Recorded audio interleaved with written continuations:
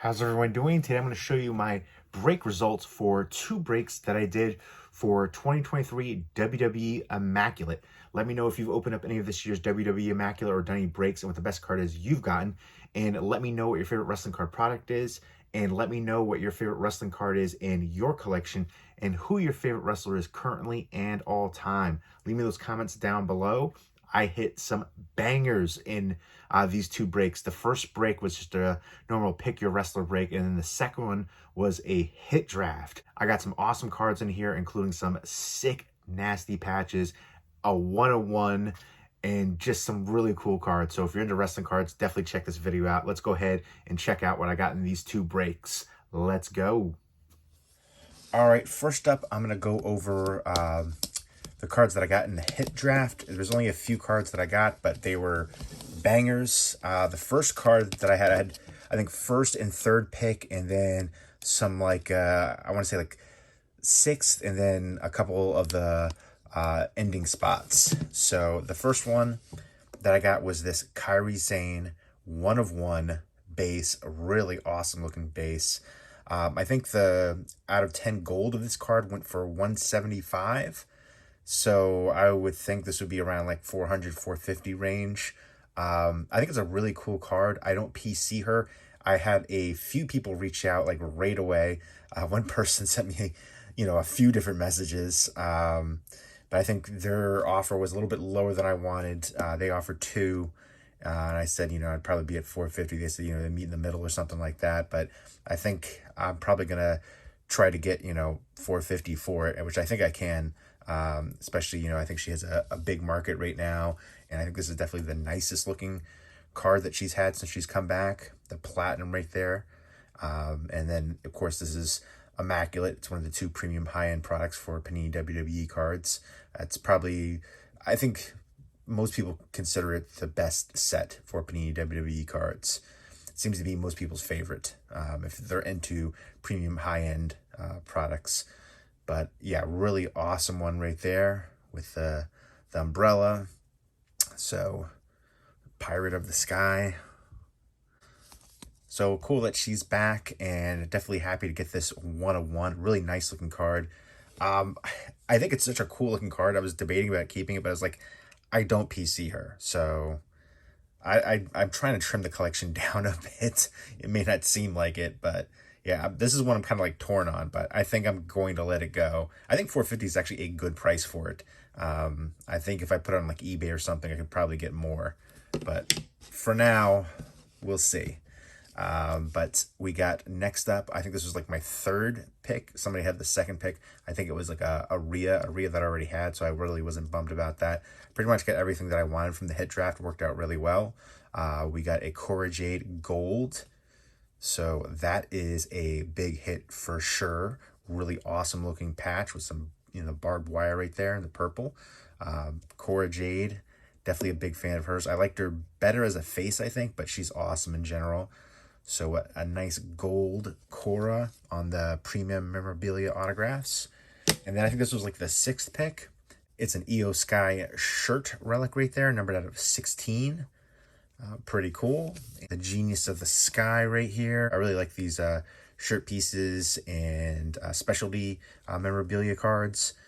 Really freaking cool. And a lot of, damage control going on right there. I feel like damage control is in disarray right now without Asuka. So looking forward to her coming back. But I feel like EO and Asuka hit a ton. Kofi hits a ton in IMac. And then this was like one that I was surprised was still available. The next 2 I was surprised were still available. This is like, I want to say like 14th or something like that, lower down on the list. And this is numbered out of 25 on the Ruby for the standout memorabilia for Grayson Waller. I'm definitely a fan of Grayson Waller. A-Town Down Under, obviously they're going to split them up and, do that rivalry. I feel like it's been ramping up for a while. I'm surprised it hasn't happened already. But 2 young, talented wrestlers with him and A-Town, Austin Theory. But yeah, big fan of Grayson Waller. Very creative and unique on in the ring and on the mic too. And I feel like a lot of people don't like him, but I think it's kind of part of, he's a great heel. But next up, we got Jerry the King Lawler on the Ruby, Marks of Greatness, on-card auto out of 25. This was, I want to say, like, either 15th or 16th or something like that. I was surprised this was still available, too. But, yeah, definitely happy to add this one to the collection. Him and JR were definitely a voice of my generation for, you know, announcing and stuff like that. And I've said this for like a while. I'd really love to see a card of Jerry the King Lawler slapping Andy Kaufman. Maybe there's some licensing and rights issues, but hopefully somebody could get that done because that would be amazing. But yeah, he was a wrestler, announcer, just hilarious, and definitely a legend for sure, and a great painter. All right, so that was the hit draft. I think I did pretty well there. Now here are the break results. We got Jey Uso out of 35, first in the print run. Yeet. What up, Us? So this is a Ruby. The base cards are out of 35 for the Ruby, and then all the rest of the cards are out of 25 for the Ruby. And then we got Montez on this Jumbo Short Relic, which I think I've got like 8 of these now. It's crazy. I feel like I never hit any of his other cards except for this card. That's not true. I hit one of his, like a couple of his shirt ones. But this one I hit more than anything. I want to get that dual, but I just never hit that Street Profits dual auto. This was actually a really cool Sammy standout memorabilia. And this is 10 of 10 bookend on that really sick patch. Looks like a, you know, part of his hair and ear right there. So I'm probably going to hit up the biggest Sammy collector that I know to see if they're interested in this one. But definitely an awesome card. I'm honestly not a big Sammy guy. I do think his cards are undervalued, though, especially considering that he's a champ. There's a lot of people I feel like are undervalued. I'm actually surprised that DIY, even though that they're champs, their cards and, you know, break spots are still relatively cheap, like dirt cheap. But Sammy, you know, he's on the cheaper end too. And I feel like he does have a lot of fans. But, you know, Kofi's a legend, super cheap spots. Booker T's a legend, super cheap. Rey Mysterio, a little bit higher, but still for, you know, being such a legend. But yeah, I definitely don't think he should have won against Braun, Gunther, Chad Gable. I feel like all of his matches are pretty much the same. He's getting his butt kicked the whole match, and then he does like one move and then the Halula kick and wins. It's just, I'm so tired of it. I'm just not a fan. I think he was best as the honorary Us. And then I did like him with KO too. Pretty much I don't like him on his own though. I can't say I'm a big fan. And then we got Shotzi, who I am a big fan of. Shaved head Shotzi right there. I remember when I first saw her, I thought she looked great, obviously, but I found out she was a horror movie fan, as am I. So that kind of drew me to her. And I liked what she did there. Her sister was battling cancer, and to support her, she shaved her head. And they wrote into a storyline that Bayley shaved her head. I'm hoping to see her back soon. This is a nice patch auto out of 99.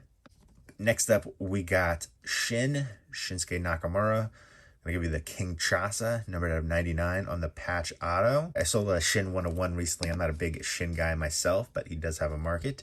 We got Finn Balor. I feel like he's very undervalued too.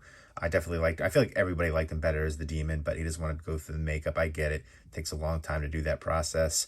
But the coup de grace is a really cool move. And Finn hits a ton too. This is out of 99. I think I picked up Judgment Day was one of the spots. I tried to get all of them for that Judgment Day quad. We got the Rhea. I've gotten this card a bunch. I feel like I know I have another one. Yep, right next to me from another break. So, but I've hit that Rhea, I want to say probably like 7-8 times already. This one's out of 49. Nice on-card auto of Mommy. I'm glad that she's back. I'm really digging that storyline. They'll have another, custody battle for Dom. I know it's such a soap opera, but I dig the heck out of it. And Liv plays that role so friggin' well. But I think that Dom's going to interfere in the match to try to help Rhea and then end up hindering her and costing her and then, cost her the match. But we'll see. We'll see how that plays out. And then this was incredible. This is the Ruby, same card. But again, numbered out of 25, and the patch is incredible. I had a lot of offers to buy this patch for some crazy money, actually. You know, normally her 25s don't go for the range of offers that I got, but because of the patch with the belt right there, it is an awesome, incredible patch. Probably one of my favorite patches that I've seen in this set, outside of like a couple of the face patches. But yeah, so this is a keeper. I'm not going to sell it, even though, oof, if my girl found out the offers I got for this card and I didn't take it, she'd be really upset. But that is such an incredible card to me. Super friggin' awesome. I will be probably running this one on the singles, though, the out of 49 on Whatnot. Some of my single streams, or maybe I'll do a wheel chaser kind of thing. We got Montez on the matte relic. I guess I have hit the matte relic before too. But I've got that one jumbo red patch so many freaking, at least 8 times, if not more. But I do like these jumbo ring canvas cards. They're the last vestige in sports cards where they tell you where they were used, what event. And this one was WrestleMania 38 Night 2. We see a lot of like backlash in this set for these jumbo ring canvas cards, but cool to see WrestleMania on here. So main event Montez, and we got, I hope he will be, you know, someday going solo. I think he is the more dynamic of the two. I do like Dawkins, but yeah, Montez, I feel like he could hold the belt. You know, a singles championship, I think he's deserving. Now that Ricochet's gone, I think he's probably the most athletic wrestler on the card. We got A-Town Down on the ruby base. And again, I'm looking forward to the rivalry between him and Grayson Waller. I think that's going to be awesome. We got next up, we have a couple redemptions. And then I guess they didn't have a 180 point, I'm assuming, for this one. Thick enough top loader for it. But it's a Sheamus one out of 10. It's actually a really cool specialty swatch signatures card. That patch looks awesome. Sheamus had some really cool patches in this set when a lot of wrestlers have like monochromatic patches.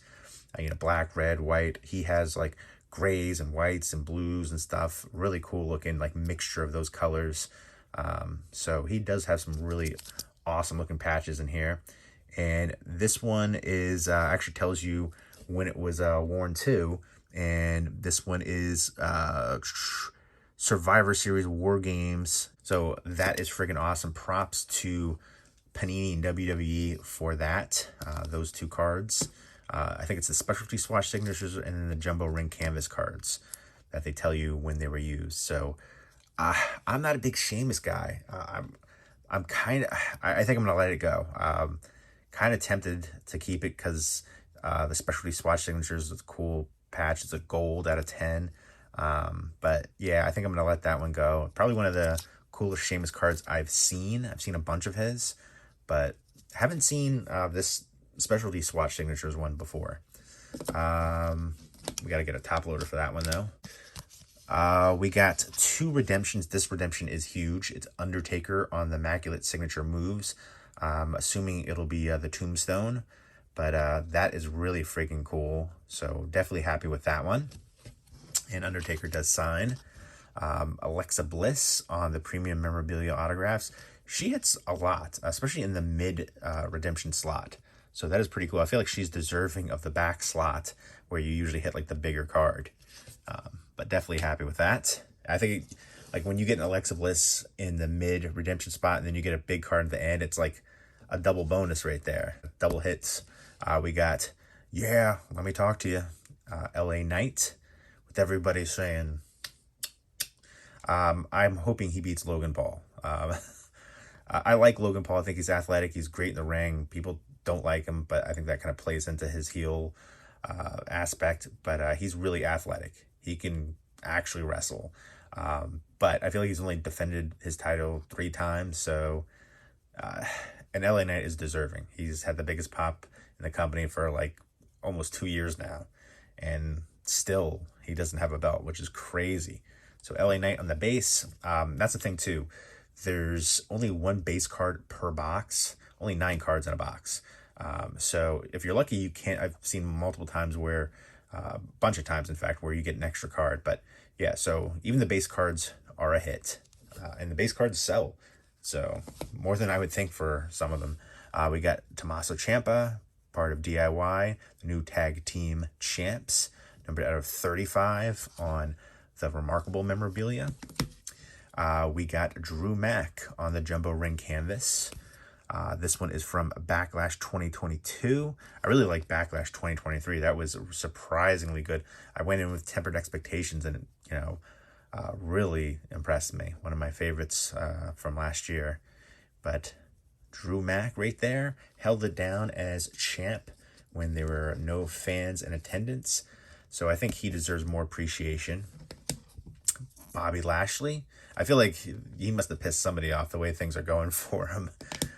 But hopefully he gets more appreciation down the road. Almighty Bobby Lashley, who just got released, which I was surprised. They keep people on legend contracts, and he could have been still, managing the Street Profits, not necessarily wrestling. So I don't know why they did that. I feel like, he was still getting some appreciation from the fans, but this is on the Premuim memorabilia autographs, numbered out of 99. Nice patch auto there for a legend. And then we got Idris Anofi, numbered out of 35 on the Superstar swatches. Then we got Mello Don't Miss on the base. I'm glad that he's up on the main card now. A lot of great young talent moving up from NXT. And then we got Bobby Lashley on the Jumbo Ring canvas. All the Jumbo Ring canvas cards are numbered out of 99. I wish there was, possibility to get 101s and, emeralds, rubies, golds, but they did not do that for this subset. And this one is from Backlash 2023. So super cool. I feel like we do see a lot of Backlash 2022 and 2023 for these Jumbo Ring canvas cards. So cool to see, like, for, I think it was not Drew Mack. Was it Montez? Montez, I think, was the WrestleMania one. But again, I love the heck out of Backlash. So definitely happy with that one. So there you go. Those were the breaks. The breaks. And some bangers in here. 101. Some really awesome patches in here. I feel like I got really lucky with the hit draft. And where was that Rhea card was insane. Look at that. Oh my gosh. Incredible. One of my favorite patches in my collection now. So there you go. Let me know what you think of these two breaks and which card was your favorite that I got in here. And let me know if you opened up any of this year's WWE Immaculate or done any breaks and what the best card is you've gotten. And let me know what your favorite wrestling card product is. And let me know what your favorite wrestling card is in your collection. And let me know who your favorite wrestler is currently and all time. Leave me those comments down below. And I hope everyone's doing well. Take care.